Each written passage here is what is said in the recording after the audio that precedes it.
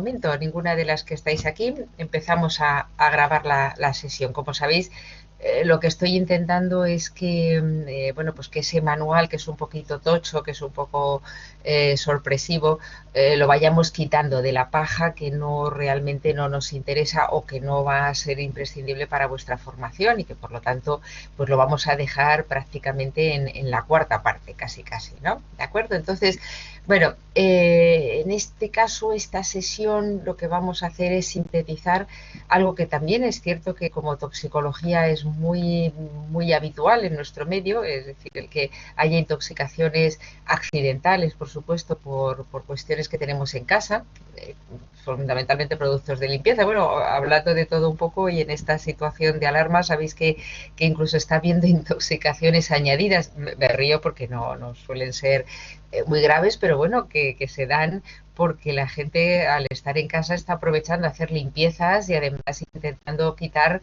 no ya los virus, sino la vida de toda la familia, ¿no? Mezclando productos y tal, bueno, pues están originando algunas complicaciones bueno, que insisto, son evitables, pero que no dejan de ser un poco el día a día de la toxicología, de la toxicología accidental, como os digo, con productos que tenemos en nuestro entorno y que accidentalmente, vuelvo a decir, se mezclan o se utilizan de una manera que no sea la propia, ¿no? Vamos entonces a sintetizar aquellos capítulos, creo, según no me he equivocado, os pongo aquí que son los temas del 12 al 18.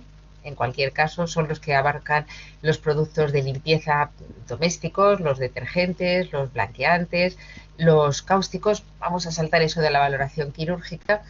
Y luego algo más especial, aunque también en los ámbitos domésticos podemos encontrarnos productos para controlar las plagas, que son los plaguicidas, y luego algo más específico que son las sustancias químicas industriales, ahora veremos cuáles, y los metales, que por otro lado, eso sí, van a aparecer en distintos ámbitos, tanto en el ámbito doméstico como en los ámbitos bueno, más preparados o más especializados, más industrializados.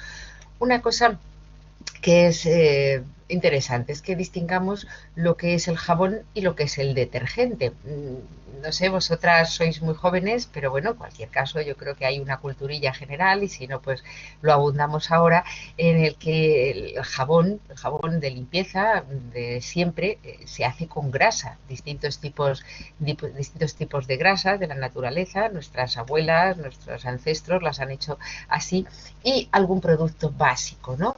Entonces, el jabón en sí se hace, como os digo, con una grasa natural, por supuesto, el tema de las formulaciones químicas no nos interesa, pero bueno, para que nos hagamos un poco la idea, ya hay una cadena de carbonos y bueno, se le añade una lejía, es decir, que convierte su pH, su pH en alcalino, es decir, alcalino es básico, no es ácido, lo distinto de ácido, entre 9 y 10 es muy alcalino y es lo que lo hace efectivo como agente de limpieza. Por su parte, el detergente es muy parecido al jabón, pero es fundamentalmente sintético y está derivado del petróleo. No deja de ser otro agente también derivado de la naturaleza, de los residuos orgánicos, pero que bueno, lleva un procesado sintético ligeramente distinto. Aquí vemos, como os digo, la formulación más elemental de lo que puede ser el jabón. Os estoy señalizando aquí, ¿no? Señalando la molécula del jabón al tener aquí una formulación positiva, es decir, ese positivo es lo que va a explicar fundamentalmente que tiene un pH alcalino, mientras que el detergente es una molécula un poco más sofisticada y es lo que hace que se comporte mejor en las aguas duras. En cualquiera de los casos, nosotros vamos a tener una serie estos productos van a tener una serie de características, ¿no? O de propiedades. Unas son las que os pongo aquí, os las voy a ir poniendo. La humectación, por un lado, que es la capacidad de mojar más. Cuando nosotros añadimos a una gota de agua, le añadimos el detergente, vamos a hacer que ese agua cubra más superficie con más cantidad, es decir, moja el interior de los poros. Esto es, como os pongo aquí en este esquemita, estos dibujitos, es lo que se llama humectación. Es una de las propiedades de los jabones o de los detergentes, ¿de acuerdo? Capacidad de mojar más para una misma gota de agua, que ya es elemental, es decir, es reducir el esquema al mínimo, es capaz de abarcar mayor superficie cuando añadimos ese detergente. Por otro lado, estos detergentes, estos jabones, existen en la propiedad de penetración. Es decir, si a una gota de agua, bueno, sobre un papel, sobre un soporte, le añadimos detergente, se va a extender más y va a penetrar más. Es una capacidad o una propiedad más. Humectación, penetración y luego emulsión y suspensión. El caso de la emulsión, yo creo que lo habremos hecho todos en algún momento, aunque sea jugando, o, bueno, los que a lo mejor nos encargamos un poco más de la cocina, en fin, en distintos ámbitos muy domésticos o muy elementales, habremos hecho eso, intentar mezclar agua con aceite. Si lo habéis hecho, veréis que es complicado, ¿no? Mezclar aceite y agua es, pues, vamos, el paradigma de lo antagónico, ¿no? No se mezclan el agua y el aceite. Y sin embargo, si le añadimos ese detergente, vamos a conseguir que se emulsionen y que permanezcan en reposo. Es decir, que consigamos que por decirlo de alguna manera, que ese aceite o esa grasa, que es lo que estamos queriendo limpiar, va junto con el detergente a proporcionarse, o sea, a disolverse, a emulsionarse y por lo tanto vamos a poder arrastrarlo, ¿de acuerdo? Y por otro lado tenemos la capacidad de suspensión, que es decir, podremos dejar a las partículas de suciedad, que es para eso por lo que estamos utilizando los jabones y los detergentes, en elevados, de manera que no se decanten, no se queden en el fondo y por lo tanto se puedan arrastrar mucho mejor.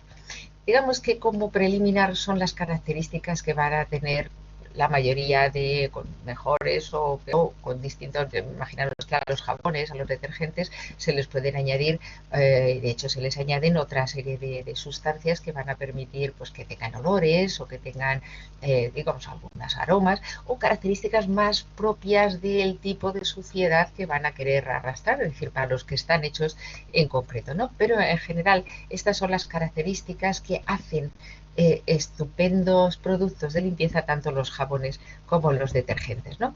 Y una propiedad digo, elemental y que, bueno, que habréis visto, no sé si vais haciendo ya los controles, bueno,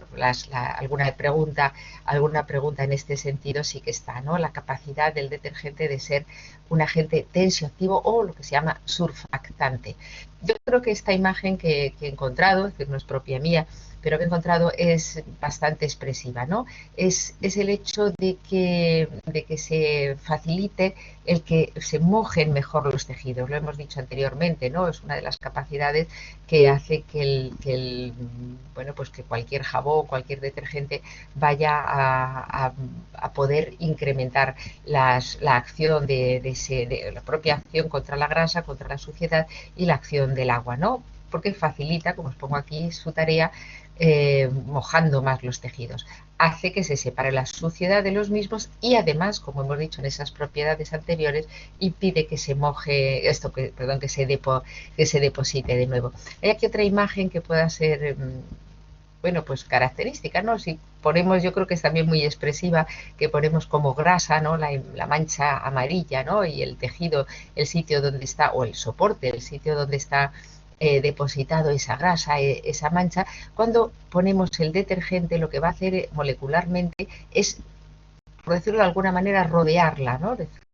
Hacer que se rodee esa mancha va a posibilitar que se despegue, es decir, que se quede en emulsión y que por lo tanto sea mucho más fácil liberarla y eliminarla del sitio del soporte donde la tenemos, ¿de acuerdo? Es decir, esos son, digamos, los preliminares del por qué los detergentes, los jabones van a ser muy interesantes en nuestra vida diaria y desde luego lo son con menos conocimientos químicos porque nuestros ancestros simplemente funcionaban por observación y por intuición, han servido para limpiar, para mantener nuestro entorno limpio, ¿no? Como os digo siempre, en el manual de toxicología tenemos mucha letra, ¿no? Muchos conceptos y desde luego algunos de ellos que son clínicos. Sabéis desde el principio de la asignatura que hemos comentado que no vamos a pedir como conocimientos o que no lo vamos a incluir entre los conocimientos para los que os vais a examinar o de los que os vais a examinar, pues conocimientos clínicos, datos numéricos de dosis, de etcétera, etcétera, ¿vale? Eso, por supuesto, queda para otro ámbito que no es el nuestro, ¿no? Nosotros vamos a dedicarnos a esto, ¿no? Vamos a ver los detergentes o vamos a ver los distintos capítulos de una manera muy esquematizada y muy apropiada para lo que nosotros necesitamos. Entonces, en cuanto a los detergentes, que son este capítulo primero de este resumen que hacemos hoy, tendremos tensoactivos, pueden ser aniónicos, dependiendo de sus características químicas, aniónicos, no iónicos o catiónicos, al margen de los jabones, ¿no? Probablemente los más usados son los que llaman tensioactivos aniónicos, ¿no? Y por el hecho de ser muy usados, además se ha procurado que sean los menos tóxicos, son los que tenemos en nuestro entorno. Ahí veis una imagen de una criatura, bueno, eso sí que son consejos analizados de no tener los productos de limpieza muy al alcance tanto de niños como de personas pues, que puedan tener a lo mejor menos capacidad de decisión o de discriminación y de raciocinio, ¿no? En principio, como pasa con todos, son, como os digo, poco tóxicos. ¿Qué puede ocurrir cuando nos ponemos en contacto, pues, por ejemplo, con las manos desnudas, haciendo la limpieza sin guantes de protección o casualmente ingiriéndolos o que nos caiga alguna gota? Bueno, pues puede haber una irritación, es decir, hay una sensibilidad cutánea, más o menos, dependiendo de la persona, un enrojecimiento, picor. En el caso de que entren por los pulmones o entren en las vías respiratorias, pues algo de reacción con un poquito de espuma bronquial que nos pueda hacer toser, que nos pueda hacer tener una cierta incomodidad a la hora de respirar. Por supuesto, irritación ocular si caen en los ojos, si lo tragamos, un poquito de irritación gastrointestinal, y en general pues no requieren más que pues, un lavado de esa zona, en el caso de la piel, del ojo, y en el caso de que las personas pues requieran o haya sido una ingesta o una puesta en contacto mucho mayor, pues habría que clínicamente provocar esto, va a tener algún tipo de intervención clínica en las que, por supuesto, está desaconsejado el vómito, porque es lógico, estamos hablando de productos irritantes en los que lo que interesa es bloquearlos, es decir, neutralizarlos, no que vuelvan a salir por las vías, sobre todo las vías digestivas, con lo cual incrementaríamos la capacidad de irritación. Pero como os digo, en principio, siendo los más normales, los detergentes de tipo tensioactivo, aniónicos, van a ser poco tóxicos. Vamos a ver, como decimos siempre, si se trata de personas de por sí con algún tipo de problema de salud, o bien un niño muy pequeño, o que la ingesta sea muy grande, es decir, que estemos ante una ingesta o una exposición muy elevada, evidentemente las posibilidades de que haya pues una alteración clínica importante se incrementa, ¿no? Pero vamos, en condiciones normales, en el uso normal o accidental de estos detergentes, las situaciones son muy controlables incluso dentro del ámbito doméstico. Muy parecido es la situación de los jabones en general.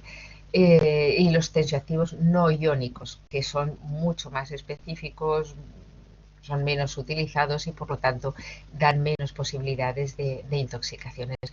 Los tensioactivos catiónicos son los derivados del amonio cuaternario. Bueno, tienen un halógeno, es decir, una sustancia química, pues el cloro, bromo, yodo, etcétera, etcétera. Bueno, un halógeno que, bueno, pues le dan unas características que a su vez son utilizadas para aparecer como desinfectantes, suavizantes, bueno, en general de este estilo de tratamientos, ¿no? o de abordaje. Su capacidad de lesionarnos o de intoxicarnos, pues la mayor parte de las veces va a ser irritante, es decir, se ponen en contacto con nuestra piel, nuestras mucosas, de una manera normalmente accidental, pero al ser cáustico pueden dar y entrar si entran en el sistema generalizado, pueden dar alteraciones similares a las del curar, es decir, nos pueden dar una situación muy complicada, sobre todo con un bloqueo cardiorrespiratorio.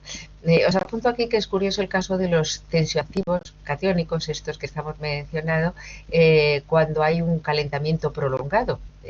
Os pongo aquí cuando se ebullen, sobre todo cuando se trata estamos desinfectando, por ejemplo, en el autoclave, ¿no? En clínicas, bueno, cada vez se usa menos, pero bueno, que puede ocurrir que, sobre todo para desinfectar algún material, bien por ebullición o bien por autoclave, si entra, una vez que se han calentado este producto, entra en contacto con el organismo, puede haber una situación grave como es la metaglobinemia, y puede incluso llegar a dar la muerte, ¿no? Producir una muerte por parada cardiorrespiratoria, pero bueno, que son situaciones muy concretas y en un ámbito muy concreto, como es el hecho de que este producto, este tensoactivo catiónico, se lleve a ebullición, es decir, se caliente y por lo tanto cambie su estructura química y sus propiedades tóxicas a su vez. ¿De acuerdo? Digamos que este sería el esquema general. Hemos visto cuáles son las propiedades de los detergentes y de los jabones. Hemos visto, ahora tenemos aquí delante lo que es las 4 patas, es decir, los cuatro tipos, y simplemente nos quedaría desglosarlos en los que muy ampliamente aparecen en nuestro entorno, ya sea, como os vuelvo a decir, el doméstico como pues ya industrial o el más bueno, pues algunos de algunas situaciones más técnicas y más específicas, ¿no? Podemos encontrarnos para el lavado de vajillas, para la limpieza de la ropa, para la limpieza de superficies duras, pues para ceras y abrillantadores y algunos limpiadores específicos. Ya sabéis que no tenemos más que estar un ratito viendo la televisión, ¿no? Y tenemos productos de limpieza cada vez más sofisticados. Lo que no sé es cómo no tenemos un estante, pero vamos, una habitación solo para productos de limpieza. Bueno, evidentemente las empresas van añadiéndoles algunos radicales o algunas características puntuales que los mejoran con respecto a otros o que, bueno, pues le dan una serie de características específicas para ese tipo de suciedad, ¿no? Y eso hace que en nuestras estanterías tengamos, o por lo menos en la estantería del supermercado, tengamos una gran cantidad de opciones de limpieza, ¿no? Os pongo aquí, eso no hace falta que lo recordéis, pues tenemos lavavajillas a mano, lavavajillas a máquina, los abrillantadores para las vajillas, sales para las vajillas, etcétera, etcétera. Es decir, tenemos un montón de posibilidades.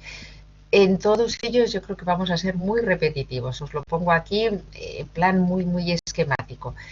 En estos como en los otros, en general, ¿cómo nos vamos a poner en contacto? Pues porque nos salten, porque se nos caigan, porque nos pongamos en contacto con ellos sin una protección. Tampoco es que haga falta estrictamente lavar a mano o añadir el producto de lavavajillas con guantes, pero bueno, dependiendo de la sensibilidad de la persona, como os digo, en general lo más que puede ocurrir es que nos caiga en la piel o nos caigan las mucosas o que casualmente llegamos a inhalarlos o a ingerirlos y nos den una irritación, una incomodidad. Si es por vía respiratoria, pues un poco de tos, una irritación, pues un carraspeo. En el caso de las vías digestivas, pues igualmente un ardor, pero todo bastante pasajero, sin incluso derivarlo a un centro hospitalario. No obstante, si la persona se ve con más afectación o con más sintomatología, evidentemente más que tocarlos o más que hacer nada por nuestra cuenta, lo suyo es derivarlo al hospital y en ese caso pues ya se le tomarían las medidas puntuales con respecto a la sintomatología de esa persona. Como os digo aquí, también hay cuando las sustancias del lavado de vajillas se presentan como polvos. Yo, perdóname que a lo mejor pues no soy la más indicada, a lo mejor no soy la que más lava, pero vamos, que a lo mejor no estoy totalmente al tanto de todos los productos, pero sí que veo la tendencia últimamente de que se presenten menos a nivel pulverulento, es decir, el polvo, porque su presentación, bueno, pues es más incómoda de manejar, ¿no? Y que, bueno, pues en los últimos años quizá los polvos de limpieza han quedado un poquito más relegados, pero bueno, siguen existiendo, ¿no? A nivel de intoxicación es más difícil, es más fácil que se nos caiga un producto que esté disuelto, que sea en formato de gel o de líquido, ¿no? Y por tanto, bueno, los polvos presentan intoxicaciones más difíciles, pero sí es cierto que se pueden inhalar de una manera más fácil, es decir, pueden quedar en suspensión en el ambiente y por lo tanto por vía respiratoria sí que puedan ocurrir. No obstante, decimos siempre lo mismo, tanto por personas sensibilizadas como por el origen de la intoxicación, es decir, no es lo mismo una intoxicación accidental porque ha saltado un bote y nos ha llegado a las vías respiratorias, a la piel, a las mucosas, que una persona que intencionadamente, como otro de los aspectos de la etiología médico-legal, es decir, que sea con intención, por ejemplo, suicida, haya ingerido una gran cantidad o una cantidad importante de alguno de estos productos, ¿no? En cuyo caso sí que la intoxicación puede ser más grave y por lo tanto tengamos que trasladarlo al hospital para aplicar las oportunas medidas terapéuticas, ¿no? Cuanto a la limpieza de la ropa, pues ya sabéis que también hay de todo, de color, de, no sé, aquí os he puesto un poco un resumen, pero de ropa delicada, de lavado a mano, a máquina, prelavado, suavizantes, blanqueantes, quita óxidos, aprestos, se me ocurría a mí eso, de lavados de ropa de color, ropa blanca, ropa delicada, bueno, yo que sé, hay cantidad de productos en el mercado impresionantes. Vuelvo a decir lo mismo, cada vez se ven menos la presentación pulverulenta a favor de los líquidos o de los productos en tipo gel, tipo viscoso, ¿no? Y en estos casos vamos a poder sumar la toxicidad a la propia acción del detergente, del tensioactivo, y a sus aditivos, es decir, las posibles sustancias que se añadan para específicamente tener alguna acción. Pues tenemos perfumes, yo que sé, os pongo aquí secuestradores de citratos, enzimas, blanqueantes, bueno, digamos que la toxicidad puede venir en ese doble ámbito, por el propio detergente y por los aditivos del mismo. Nuevamente, pueden dar desde una irritación local sin mayor trascendencia en general, o pueden dar lesiones muy severas, sobre todo cardíacas, renales, a nivel sistémico, si la exposición, fundamentalmente la ingesta o la inhalación, es de mayor entidad. Para superficies de limpieza de superficies duras, para fregar el suelo, limpia hogar, abrasivos, limpia cristales, multiusos, desinfectantes, etcétera, etcétera. En estos casos, la mayor parte son líquidos, es cierto, líquidos incluso pulverulentos, de los que se pulverizan, y en la mayor parte además van a producir espuma y su toxicidad va a depender de los tensioactivos, ¿no? Pero también en muchos casos tienen algunos aditivos que tienen amoníaco, aceite de pino, perfumes, bueno, cualquiera de estos que pueden añadir puntualmente algo de toxicidad al mismo. Insisto en que cualquiera de ellos, excepto que la exposición sea masiva, es decir, sea muy grande, y cuando digo exposición, vosotros ya me estáis entendiendo que es vía digestiva, vía respiratoria, vía superficial, etcétera, etcétera. Si la exposición es muy masiva, como cualquier otro de los productos, puede dar algún problema importante en la persona y muy eventualmente incluso un fallecimiento, ¿no? O una patología cardíaca, renal, etcétera, etcétera, ¿no? Pero en líneas generales estamos siempre dentro de la misma línea de que una exposición normal, habitual, accidental, va a ser de escasa identidad. Tenemos por otro lado esos abrillantadores, las ceras, cristalizadores, las ceras específicas para distintos tipos de superficies, y en este ámbito quizá los más tóxicos son los abrillantadores o cristalizadores. Pues os pongo aquí por el fluosilicato de magnesio, que es muy corrosivo para la piel, también por supuesto para las mucosas, y además por ese flúor que tiene, es decir, por ese flúor añadido y bueno, pues porque esto va a entorpecer el calcio y el magnesio del organismo y va a dar una patología añadida, sobre todo de las glándulas paratiroideas, ¿no? En los niños pequeñitos, en estos casos puede ser incluso fatal, letal, ¿no?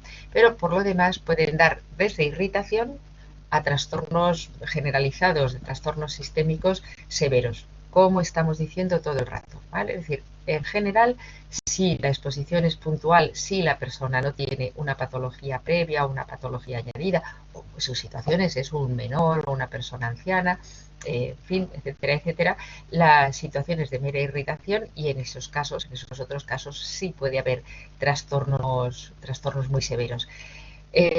Además de los cristalizadores, son muy tóxicos las ceras de madera.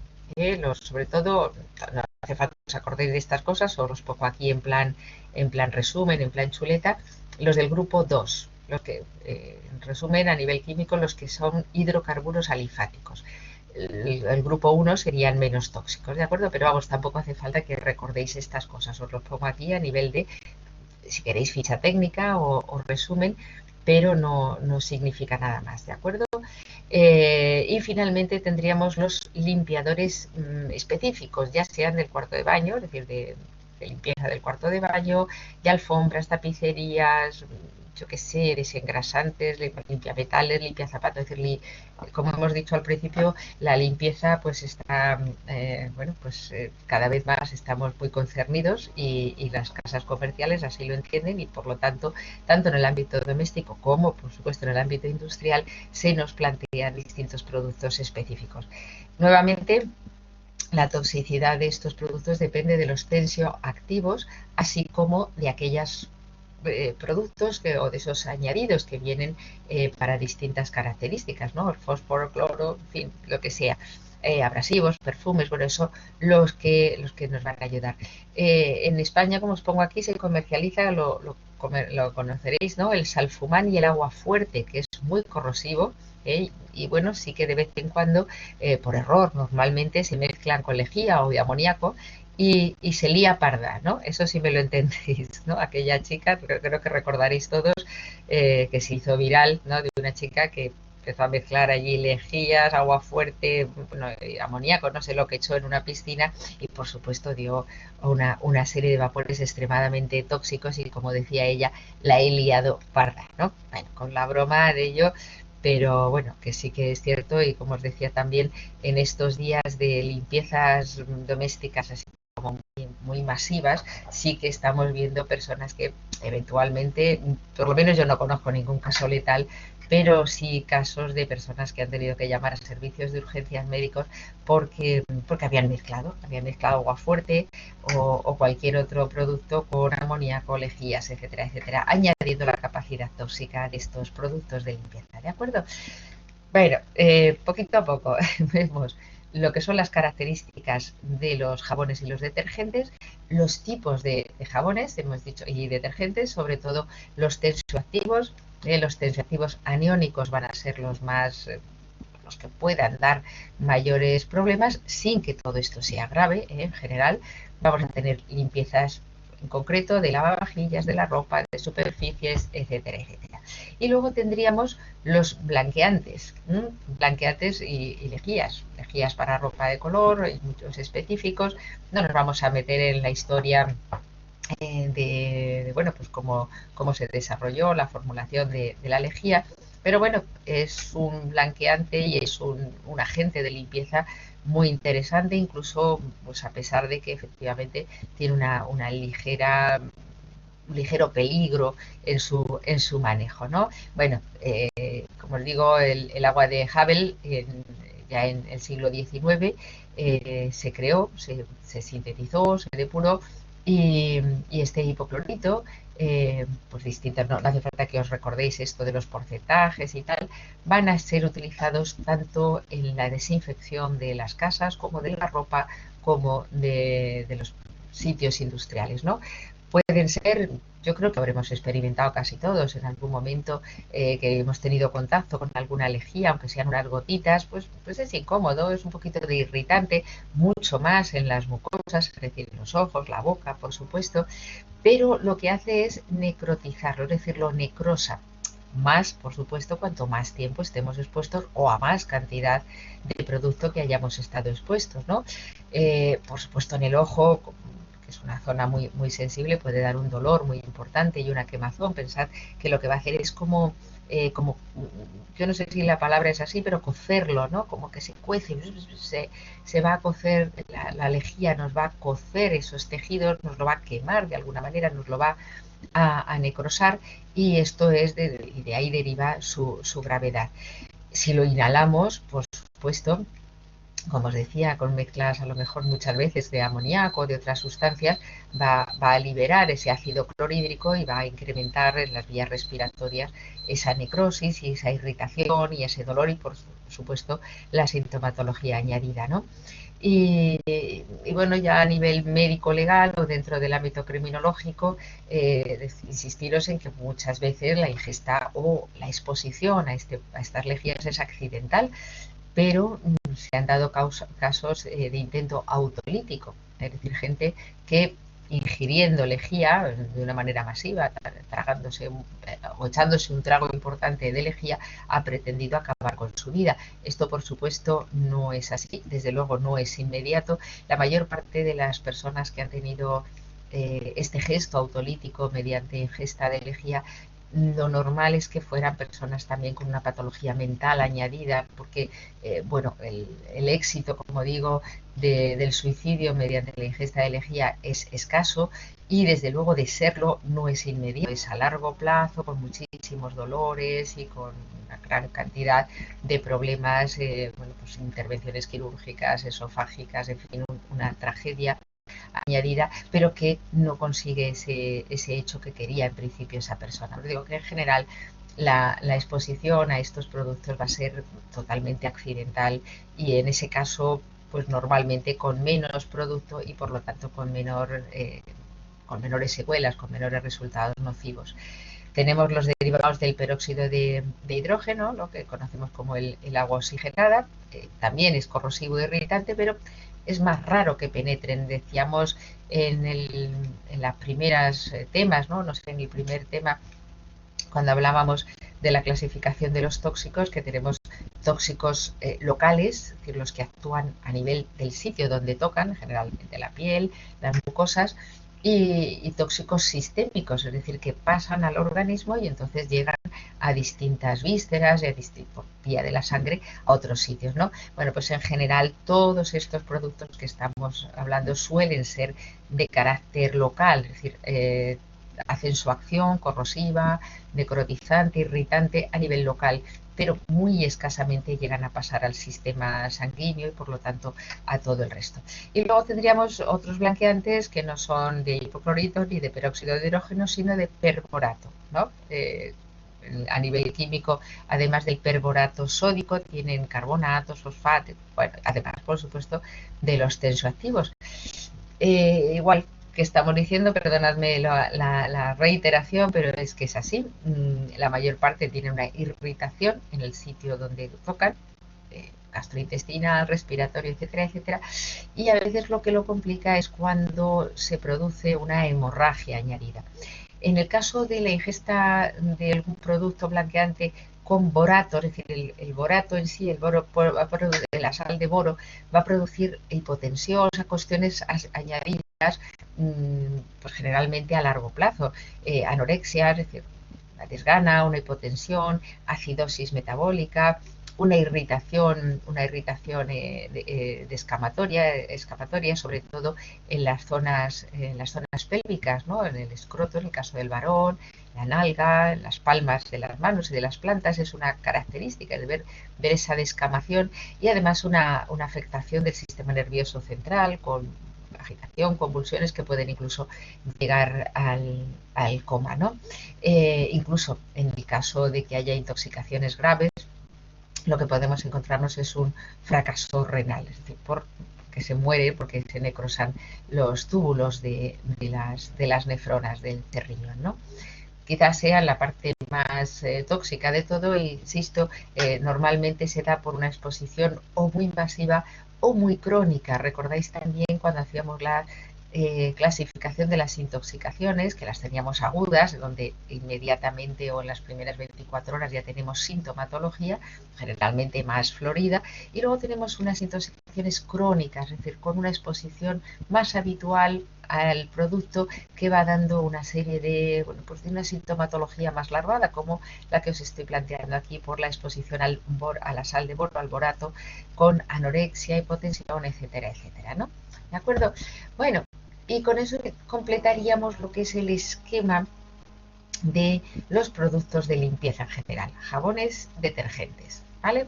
Yo creo que con eso queda bastante concretado, bastante resumido todo lo que os propone el manual en este sentido, ¿de acuerdo?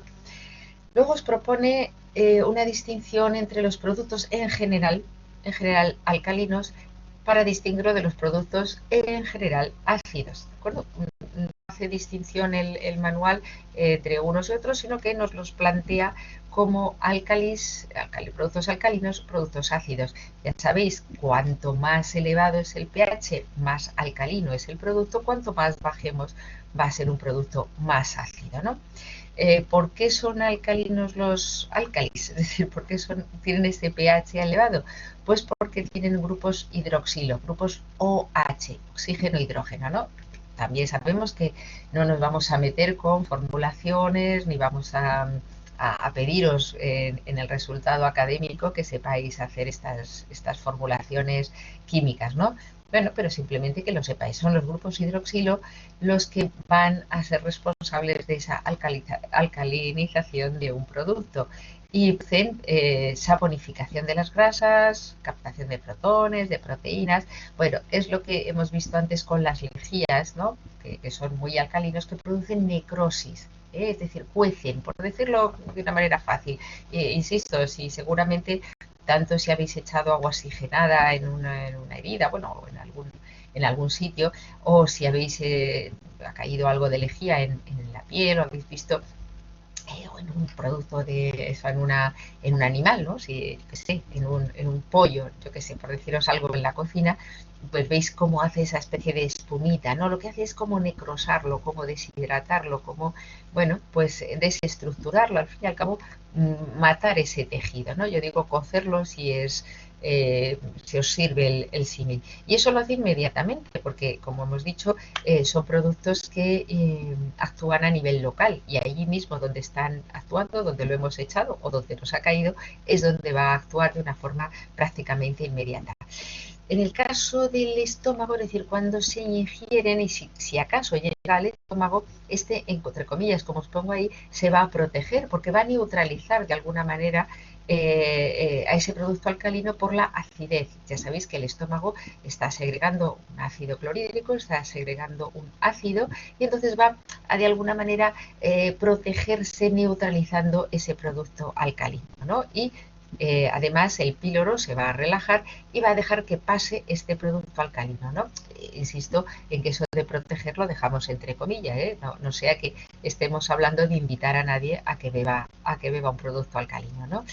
En principio, pues puede dar un malestar general en las zonas por donde va, sobre todo a nivel digestivo, disfagia, es decir, problemas al tragar, con un cierto dolor, molestias gástricas, es decir, una cierta acidez, molestias respiratorias, y todo esto, pues bueno, mientras se regenera el tejido, que puede ser 3, 5 días, va a ir minimizándose y va a ir pasándose, pero bueno, durando una cierta clínica. Hay que tener una cosa en cuenta, que como os pongo aquí, si se destruyen los nervios periféricos, puede ser característico que la persona no tenga dolor y eso no quiere decir que el producto no esté haciendo su efecto.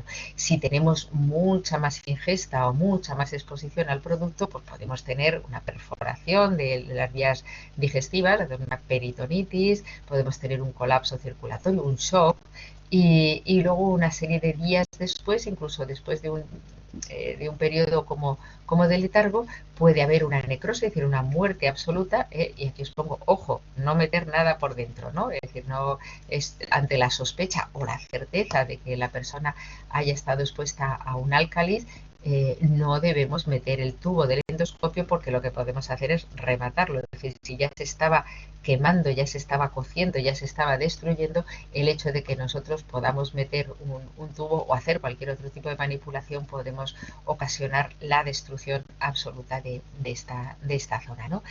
Y en principio, de una manera absolutamente natural, lo que va a hacer es cicatrizarse en general en unas semanas, en un mes. Lo cierto es que, por desgracia, a veces la cicatrización no es totalmente reparadora, de manera que ese tubo, que es el aparato digestivo, sobre todo el esófago, es muy característico, en vez de dar una reparación, como digo, una cicatriz, pues que digamos aquí no ha pasado nada, en muchas ocasiones lo que va a dar es una retracción, es decir, una cicatriz retráctil que haga una estenosis, es decir, haga que el esófago no deje pasar, es decir, se quede más estrechado y no deje pasar el alimento, con cuyo caso, como os decía también, con esas personas que han ingerido lejía de una manera, pues con intentos de suicidio, en fin, o de una manera también accidental. Ha habido personas que han bebido un agua pensando que era agua normal y resulta que era un agua que tenía lejía o directamente lejía. Bueno, pues las intervenciones quirúrgicas, la reparación es extremadamente dolorosa, larga y con un cierto fracaso terapéutico, ¿no? Y es más, el hecho a largo plazo de haber tenido esta cicatrización, digamos, anómala o estenosante, puede derivar en una degeneración tisular y en un carcinoma del esófago, lo cual añade una peligrosidad, ¿no? Pero bueno, por lo demás, en general, tiene un diagnóstico bastante sencillo, ¿no? En el otro campo, cuando estamos, en vez de productos con un pH muy alto, estamos con productos de pH ácido, pH muy bajito, en este caso sí son muy corrosivas. Estamos aquí hablando de productos que, bueno, pues no solamente como el zumo, yo os pongo aquí, como el zumo de limón, la Coca-Cola, ¿no? Sino por la concentración molar. Y es muy importante la cantidad de producto, así como el tiempo en el que esté. Es decir, es muy importante que la acción terapéutica sea lo más rápido posible. En el caso de que se hicieran o que estén, hablamos de ingerir porque es la forma más habitual de exposición al producto, pero bueno, nos podemos trasladarlo o extrapolarlo a cualquier otro tipo de entrada en el organismo, ¿no?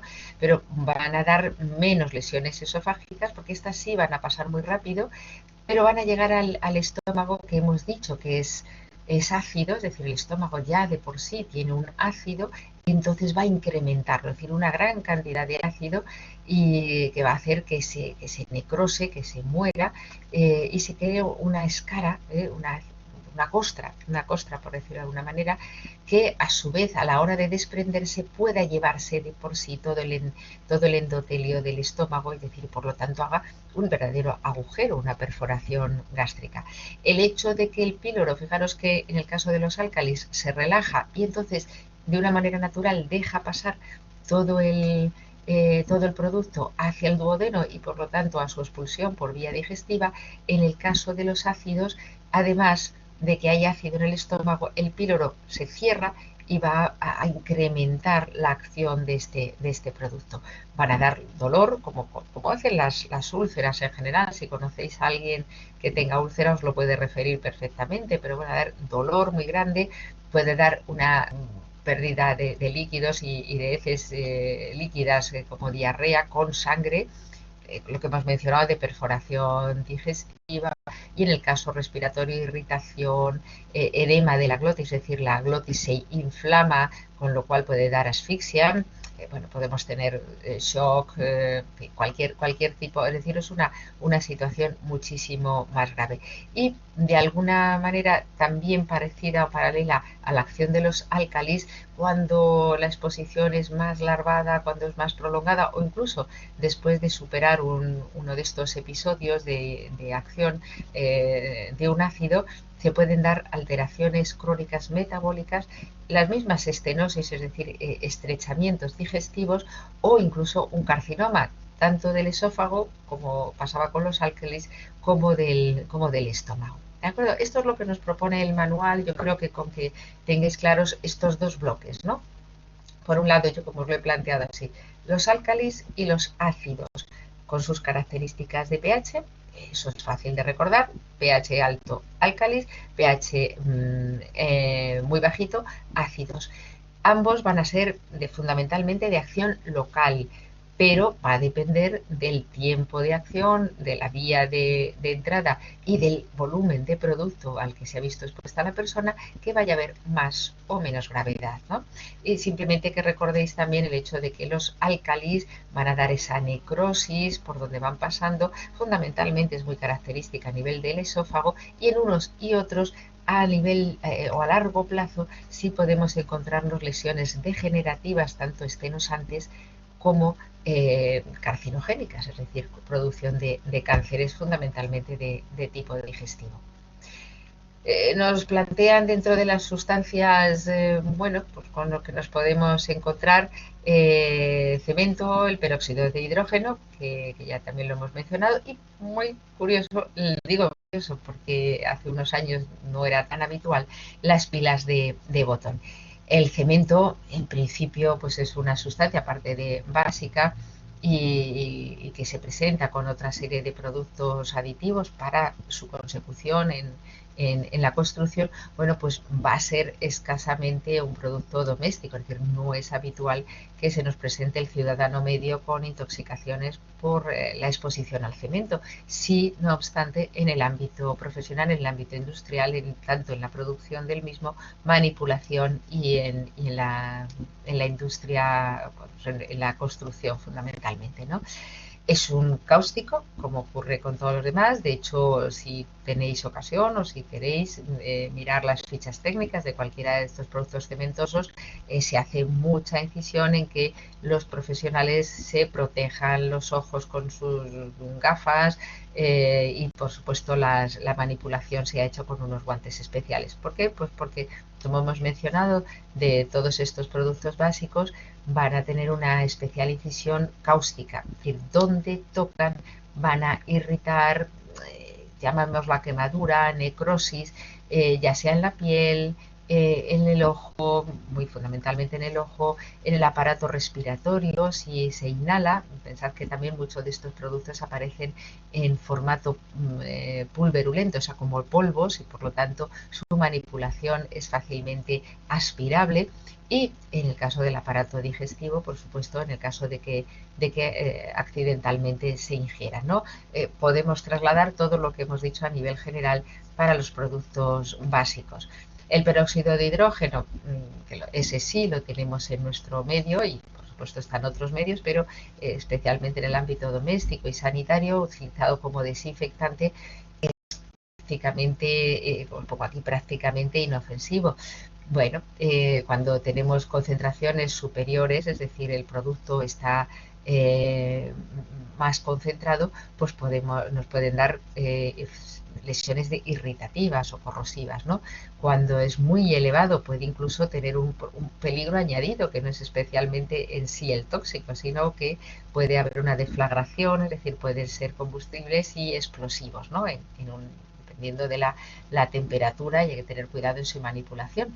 Y bueno, pues pueden dar igualmente de todo lo que hemos comentado, quemaduras, perforación gástrica o situaciones sistémicas como bajada de tensión, convulsiones o incluso el coma. Pero digo, para que el peróxido de hidrógeno dé problemas verdaderos para la salud, una intoxicación tiene que ser masiva, o bien de una elevada concentración, un porcentaje de peróxido muy elevado.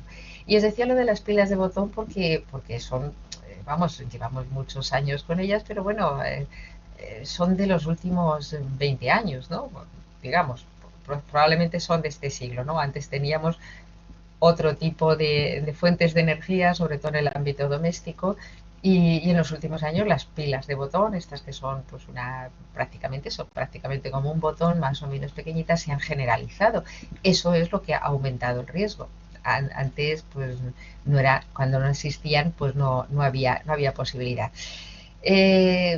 ¿Cuál es el riesgo de estos objetos tan generales también en nuestro medio? Pues que tienen añadidos o están compuestas de níquel, oro, cobre y otras sales de litio, mercurio, etcétera, etcétera, ¿no? Y como componente principal está el hidróxido, un hidróxido. Ahí estamos otra vez con los álcalis. Un hidróxido de potasio o de sodio.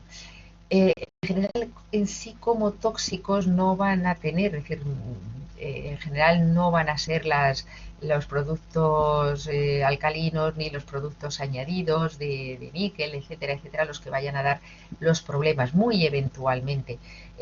Van a dar más problemas, como os pongo aquí en estas imágenes, por el hecho de que actúen como un objeto extraño que pueda llegar a perforar el aparato digestivo. Lo más normal es que una persona que accidentalmente ingiera una pila de botón no va a ingerir más, o sea, lo normal y muchas veces suelen ser los niños pequeños, también algún anciano, en fin, alguna persona con una capacidad mental disminuida, pero en cualquier caso puede tomar alguna más, lo que va a hacer es pasar el aparato digestivo perfectamente como muchos de los objetos extraños que, bueno, pues que acaban en nuestro aparato digestivo.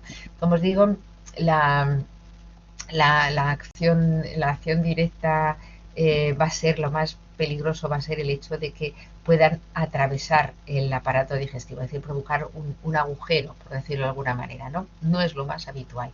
Y en otras ocasiones sí que es cierto que se puedan enclavar y la propia acción irritativa de las sustancias de nuestro aparato digestivo, fundamentalmente el ácido clorhídrico, va a hacer que esta pila, si se queda enclavada y pasa mucho tiempo bajo la acción del ácido clorhídrico del estómago, pueda soltar sus álcalis que están concentrados en algún momento y entonces tener la misma sintomatología irritativa que hemos descrito para los productos alcalinos, ¿no? Bueno, y con esto yo creo que sintetizábamos todo lo que eran de productos álcalis, productos ácidos, en concreto estos tres que os propone el manual.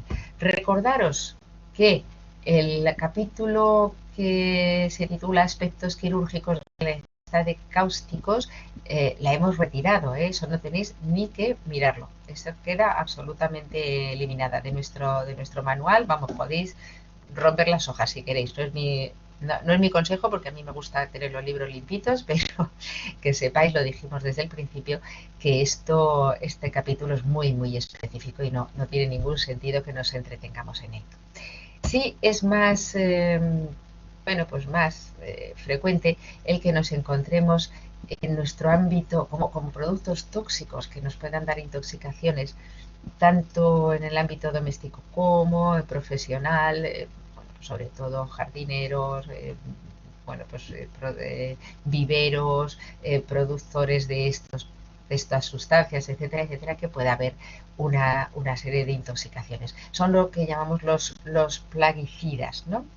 Os lo resumo todo el capítulo de plaguicidas os lo resumo en esta diapositiva, ¿no? ¿Por qué se utilizan? Os digo aquí, porque tiene una similitud orgánica entre los seres vivos y por lo tanto nos vienen muy bien para atacar algunos seres vivos, vaya, pero que a nosotros no nos vienen bien, que los somos considerados como plagas, ¿no? Suelen ser productos de capacidad lipídica o lipófilos, ¿no? Con tensoactivos adicionales. Y los polvos, los que se presentan como polvos, tienen menos absorción, lo decíamos antes, el peligro añadido de las sustancias pulverulentas es que vengan, pues que los inhalemos, ¿no? Que lleguen al aparato respiratorio. La ingesta es mucho más infrecuente, vaya. Tenemos, os lo resumo aquí, insecticidas como tal, los repelentes o atrayentes de insectos, o acaricidas, los herbicidas, fungicidas, herbicidas y los rodenticidas o radicicidas, de los cuales también, pues en nuestro medio criminológico hemos tenido muchas veces porque se han usado como método para eliminar no a las ratas, sino a personas en concreto, ¿no? Bueno, los insecticidas, tampoco hace falta que recordéis todos los nombres, que ya de por sí son bastante espesos. Organofosforados, organoclorados, paradiclorobencenos, los piretroides, etcétera, etcétera, ¿no? Aquí los tenéis resumidos, ¿no? Eh, lo más normal es que la intoxicación provenga por la inhalación de la sustancia del insecticida en su presentación como aerosol. ¿Y qué ocurre también? Que suelen ser cuestiones crónicas. Es decir, yo os planteo aquí, por ejemplo, en los organoclorados, el DDT, que es una sustancia prohibida desde el siglo pasado por su elevada toxicidad, pero que en cualquier caso los insecticidas son de muy amplia utilización, es decir, que los ponemos crónicamente. Normalmente echamos un insecticida pues casi como prevención. Ahora van a venir los mosquitos, ¿no? Porque va a llegar el verano, llega el calor, bueno, pues aparecen moscas, mosquitos, y lo que hacemos es repetir el uso de este producto y además, como digo, en formato de aerosoles. Eso que hace que las personas puedan estar expuestas de una manera crónica, de una manera constante a este producto y por lo tanto que den, sin una intoxicación crónica, frecuentes recaídas, ¿no? Pueden producir desde una simple irritación local, como ocurre con todo, pues una tos, unos estornudos, una carraspera, una cierta irritación, un dolor al tragar, o pueden llegar a producir alteraciones del sistema nervioso central y alguna sintomatología generalizada, pues como hemos visto incluso con las setas, ¿no? Unas situaciones severas que incluso puede llevar a la muerte con problemas cardiorrespiratorios diversos, ¿no? O incluso tener esa patología del sistema nervioso periférico a nivel crónico, ¿no? Una persona que va teniendo unas manifestaciones por la exposición a estos productos, ¿no? Muchos de ellos, como os digo, tienen la toxicidad diferida y incluso en la médula ósea cuando están a largo tiempo, ¿no? Es decir, tienen unas intoxicaciones crónicas sobre todo porque la exposición es muy larga y además normalmente en unas dosis pequeñitas. Es decir, nosotros, para que os hagáis idea, espolvoreamos la habitación con el insecticida. Por lo tanto, nosotros y nuestro entorno, nuestros familiares, nuestra gente, se ven expuestas de una manera crónica y generalmente de una manera muy leve.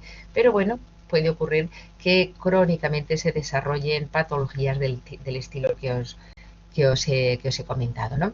Otros de los productos contra plagas que tenemos en nuestro medio son los repelentes o atrayentes de insectos y acaricidas, que son los que utilizamos para ahuyentar a mosquitos, sobre los utensilios de perros, ¿no? Pues igualmente que anteriormente, pues pueden ser en general o irritativos de una manera puntual o al estar muy expuestos de una manera muy crónica pues pueden dar patologías generalizadas, sobre todo respiratorias, neurológicas y a nivel del hígado, que ya sabemos que es el órgano que va a estar encargado de la metabolización de la mayoría de los productos, ¿no? En los productos que van contra hongos y contra la producción o deseada de hierbas, ¿no? Contra especies vegetales, pues tenemos fundamentalmente ellos son el paraquat, glisofato y los clorofenoxiacéticos, ¿no? Lo normal es que estén pensados para que estén inactivos en el suelo, ¿no? Entonces, bueno, pues nuestra exposición, al contrario que los insecticidas que van a estar pulverizados en el ambiente, va a estar menos a disponibilidad de las personas, ¿no? Y además, al no ser liposolubles, van a tener menos peligro de que pasen la barrera de la piel, ¿no? Pero no dejan de ser irritantes y en el caso de que lleguen a pasar al torrente sanguíneo, es decir, lleguen al aparato sistémico, al general, el organismo general, pues pueden ser absolutamente, bueno, pues irremediables. Una característica, os lo pongo aquí, es el diquat para producir cataratas bilaterales, incluso fibrosis pulmonares, una pequeña característica. En cuanto a los helicidas, los que van contra los moluscos, pues pueden llegar a dar convulsiones como característica tóxica, y luego los rodenticidas y raticidas, que los hay de distintos formatos, ¿no? Y ya digo, algunos de vosotros habéis hecho ya el trabajo de las intoxicaciones venenosas, es decir, de los envenenamientos, algún caso que lo habéis traído con raticidas, ¿no? Personas que han intentado o han llegado a matar a otra persona utilizando pues un producto para eliminar a las ratas y los ratones, ¿no? Los tenemos pues como el bromuro de metilo o algunos productos minerales, orgánicos, como la propia estricnina, ¿no? Los más típicos, no sé si habéis utilizado algunos, son los anticoagulantes. Lo que hacen es que van contra la vitamina K, como puede ser la warfarina, la cumarina, y lo que hacen es que el animalito va a consumir este producto, se va a matar por ahí, y es en otro sitio donde va a tener las hemorragias derivadas de la falta de este coagulante, como es la vitamina K, ¿no?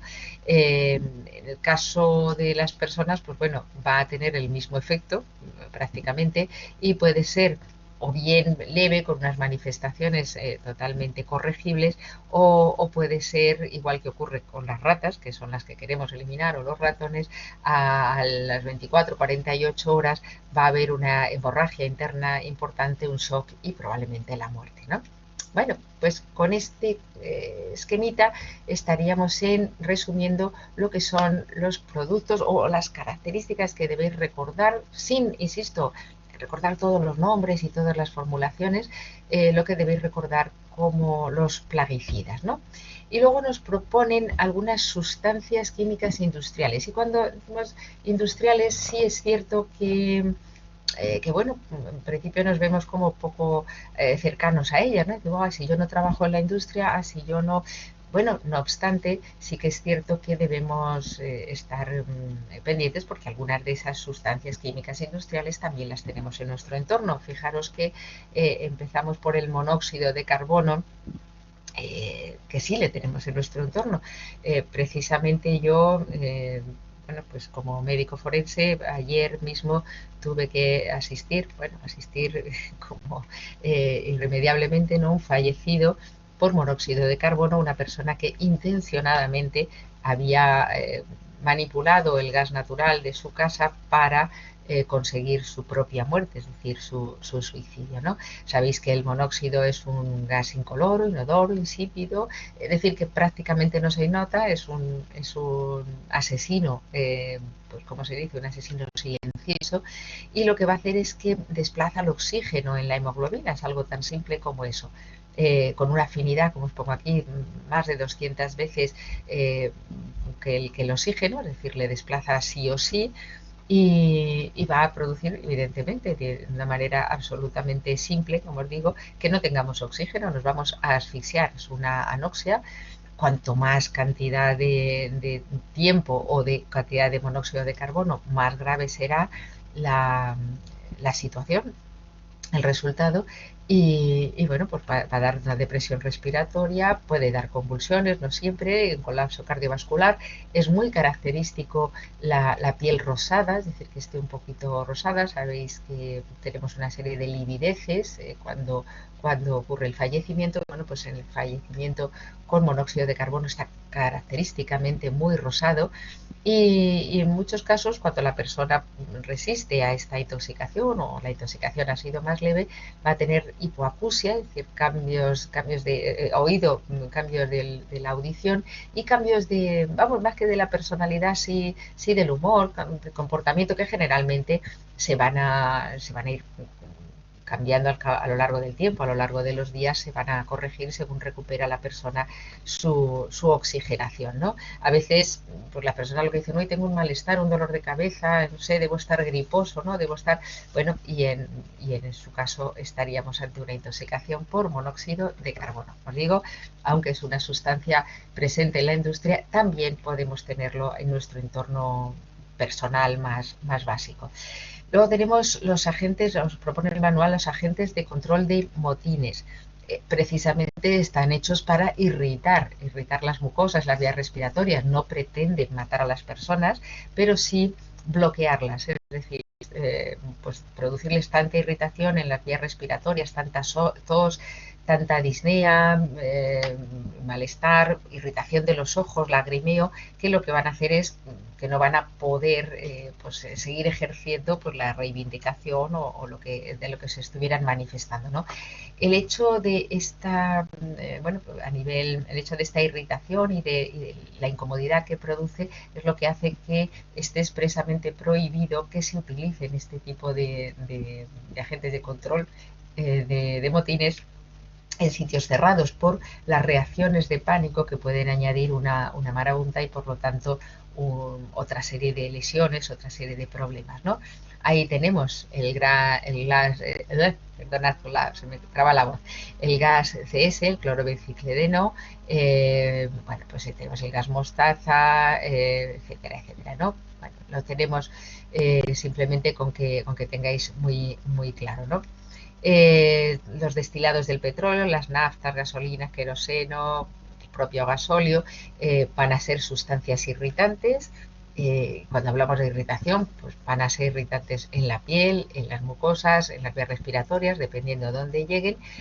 Pueden ser unos depresores del sistema nervioso central y por tanto dar somnolencia, pero en su momento pueden dar también agitación, por supuesto dolores de cabeza, etcétera, etcétera.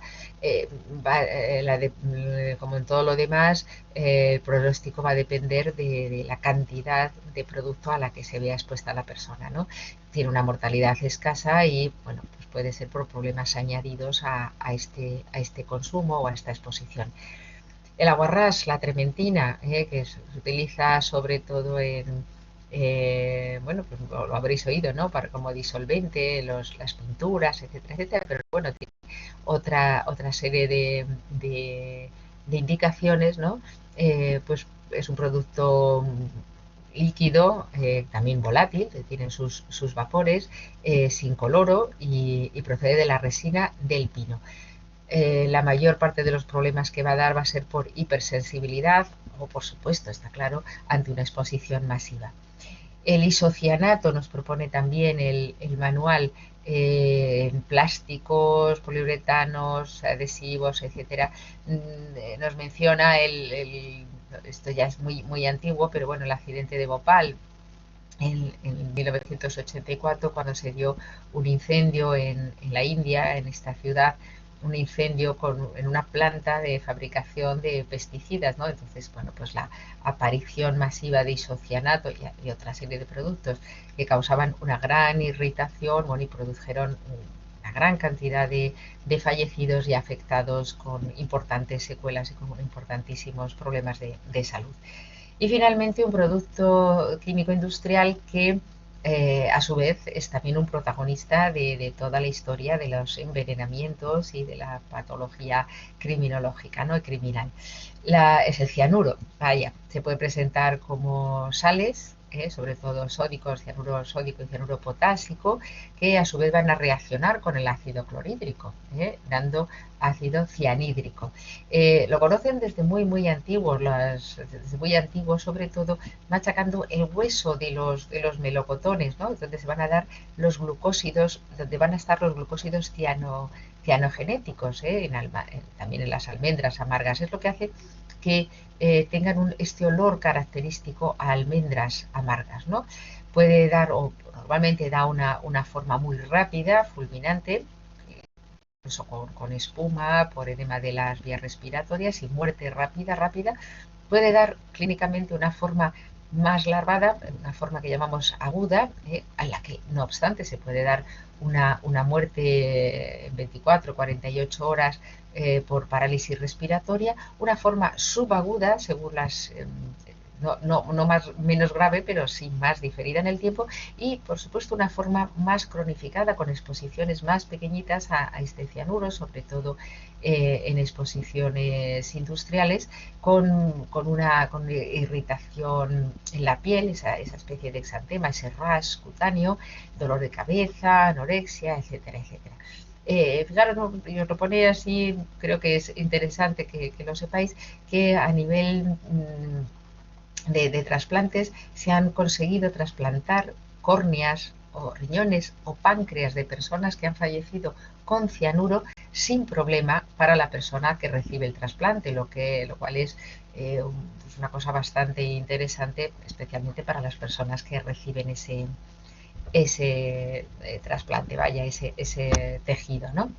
Y finalmente tenemos, y no menos importante porque estamos expuestos a nivel personal y a nivel industrial a muchos tipos de metales. Lo hemos estado viendo hace un momentito, pues decíamos que muchos metales están en la formulación de algunos productos de detergentes, bueno, pues distintas sustancias, ¿no? Y decíamos que eso es, aparte del tensioactivo, por ejemplo, en esos detergentes, el producto metálico puede ser bien responsable de una intoxicación añadida o de la mera intoxicación, ¿no? Proponen, y os lo resumo también muchísimo, el aluminio, el arsénico, cadmio, cromo, mercurio, plomo y talio, ¿no? Aquí tenemos el aluminio, ¿no? Que va a estar en muchas situaciones a nivel industrial, a nivel de medicamentos y muchas veces en el líquido de la diálisis.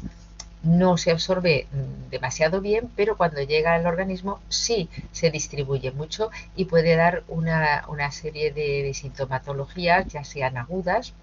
En agudas la mayor parte de las veces van a ser trastornos gastrointestinales o fundamentalmente irritativos, o puede ser más larvada al tiempo, crónicos, ¿no? Sobre todo a nivel laboral, también en las diálisis, no ya las tantos hoy en día, pero bueno, sí que hay que tener cuidado, y eso puede dar fibrosis pulmonar a nivel de largo plazo, osteomalacia, asma, trastornos cardíacos, anemia, estreñimiento y sobre todo alguna serie de problemas tipo degenerativos a nivel neurológico, como pueda ser el Alzheimer, encefalopatía, etcétera, etcétera.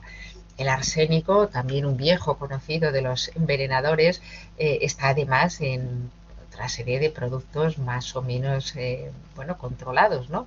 O plaguicidas, pinturas, bien, bueno, lo tenéis aquí, ¿no? Se absorbe bien, y se deposita, y eso sí es característico en el pelo, las uñas, los dientes, en el cristalino.